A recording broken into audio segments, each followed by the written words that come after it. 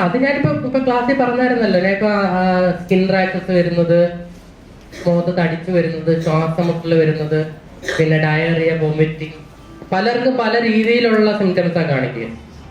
അപ്പൊ ഒരു നിറം ഇപ്പൊ ഈ സൺസെറ്റ് എല്ലോ ഇതൊക്കെ എല്ലാവർക്കും പ്രശ്നം വരണമെന്നില്ല. ചില കുട്ടികൾക്ക് പ്രശ്നം വരാം, ചിലർക്ക് അലർജി ഇല്ല. ഇപ്പൊ ഞാൻ പറഞ്ഞ പോലെ ഇപ്പൊ ഈ നിങ്ങൾ പറഞ്ഞ ഈ ചെമ്മീൻ കഴിച്ചിട്ട് എല്ലാവർക്കും പ്രശ്നമുണ്ടോ? പക്ഷെ ചെമ്മീൻ കഴിച്ച് മരിച്ചവരുണ്ട്. അത്രയും പെട്ടെന്നായിരിക്കും അതിന്റെ റിയാക്ഷൻ കയറുക. ഷെൽഫിഷുകൾ അതെല്ലാവർക്കും പ്രശ്നമില്ല.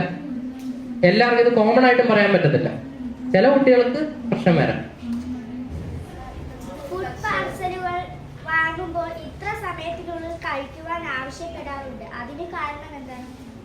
അതിനി എല്ലാവരും ശ്രദ്ധിക്കും. ഞാൻ ചോദിക്കുമെന്ന് വിചാരിച്ചിരുന്നേ, പറയാനും വിട്ടുപോയതാ.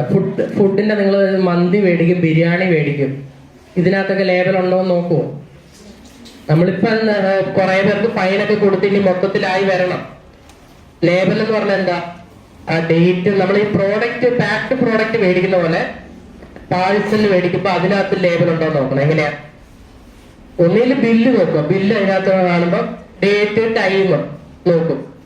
അത് കഴിഞ്ഞിട്ട് എത്ര മണിക്കൂറിനകത്ത് ഇത് കഴിച്ചിരിക്കണം. എത്ര മണിക്കൂർ? നിങ്ങൾ രാവിലെ മേടിച്ചു, അല്ലെങ്കിൽ വൈകിട്ട് 4 മണിക്ക് മേടിച്ചു, മന്തി മേടിച്ചു. മന്തി കൂടെ എന്തൊക്കെ കിട്ടും? മന്തിയുടെ കൂടെ എന്തൊക്കെ കിട്ടും? മയണൈസ് കിട്ടും. മന്തിയിൽ അൽഫാം മന്തിയാന്ന് വെച്ചോ, ചിക്കനും മന്തി എല്ലാം കൂടെ ഒരുമിച്ച്. അതിന്റെ കൂടെ എന്തൊക്കെ കിട്ടും? സോസ് കിട്ടും, മയണൈസ് കിട്ടും, വെജിറ്റബിൾസ് കട്ട് ചെയ്തത് കിട്ടും. പിന്നെ ചിലപ്പോ മറ്റേ സാലഡോ അല്ലെങ്കിൽ തക്കാളി വെച്ചിട്ടുള്ള ചാറോ, ഇത് ഇത്രയും കിട്ടും. ഇത് നിങ്ങൾ 4 മണിക്ക് മേടിച്ചതാ. നിങ്ങൾ വീട്ടിൽ കൊണ്ടുപോയി പുറത്താ വെച്ചത്. എവിടെയാ? ടൈം ടേബിളിൽ വെച്ചിട്ട് നിങ്ങൾ എപ്പോഴാ കഴിക്കുക? ട്യൂഷനൊക്കെ പോയി തിരിച്ചു വന്ന് എപ്പോഴാ കഴിക്കുന്നത്? 6:30, 7 മണി, 8 മണി ആവും കഴിക്കാൻ. എത്ര മണിക്കൂർ അത് പുറത്തിരുന്നു? 4 മണിക്കൂർ പുറത്തിരുന്നു. മയണൈസിനകത്ത് എന്താ ഉള്ള? മുട്ടയാണ്.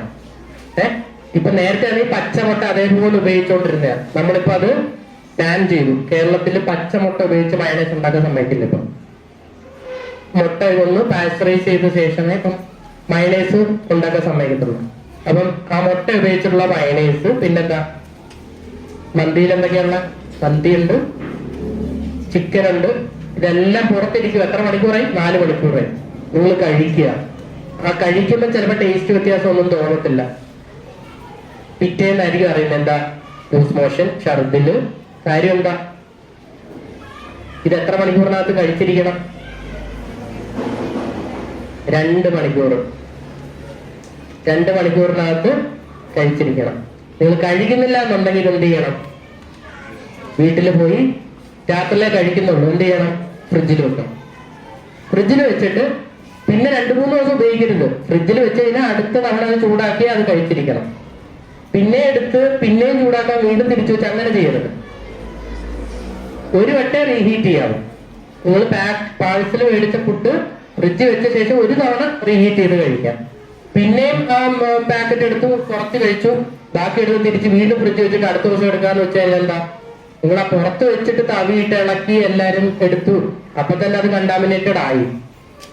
പിന്നെ നിങ്ങളത് ഫ്രിഡ്ജ് വെച്ചിട്ടും കാര്യമില്ല. അപ്പം ഒരു തവണ നിങ്ങൾക്ക് മേടിച്ച് അതേപോലെ അത് തവിയിട്ടൊന്ന് ഇളക്കാതെ ഫ്രിഡ്ജ് വെച്ചിട്ട് രാത്രി എടുത്ത് കഴിക്കാം, ചൂടാക്കിയിട്ട്. ചൂടാക്കുമ്പോൾ ഒന്ന് ശ്രദ്ധിച്ച് ഫുള്ള് ചൂടാകണം. പറ്റുവാണെങ്കിൽ ആവി കയറ്റി തന്നെ ചൂടാക്കാം. നിങ്ങൾ വെറുതെ ഒന്ന് ഇച്ചിരി ചൂടാക്കിയല്ല, മീറ്റിനകം ഒന്ന് പുറമേ ഒന്ന് ചൂടാവും, പക്ഷെ ഉള്ളിൽ ചൂടാവുമോ? ഇല്ല. അപ്പൊ അത് പ്രോപ്പറായിട്ട് ഹീറ്റ് ചെയ്തിട്ട് വേണം കഴിക്കാം.